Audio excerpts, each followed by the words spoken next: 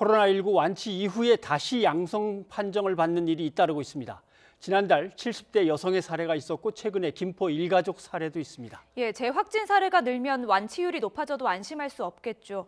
그래서 방역당국은 자가격리 지침의 변경을 검토하고 있습니다. 이형원 기자입니다. 코로나19 완치 환자가 치료 중인 환자를 넘어선 지난 28일 이후에도 완치율은 증가세입니다. 지난 3월 13일부터 17일째 매일 완치자 수가 신규 확진자 수를 초과하여 격리 치료 중인 환자 수가 꾸준히 감소하고는 있으나 하지만 완치 판정 뒤 다시 확진받는 사례가 잇따르면서 완치율에만 의미를 둘 수 없게 됐습니다.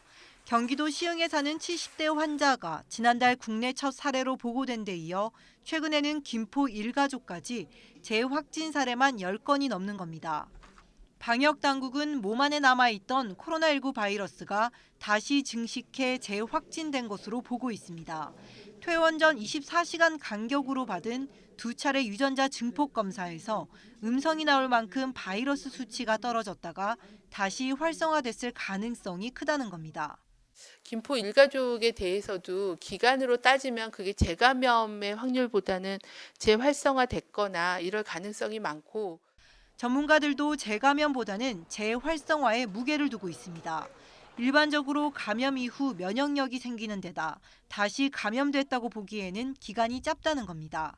환자가 한번 감염이 됐다가 시간 지났다가 다시 감염이 돼서 또 걸리기는 그런 것들을 확인하기엔 너무 시간이 좀 짧은 시간이어서 재활성화라든지 이런 부분들을 좀 생각을 좀 해야 될 가능성이 높고요.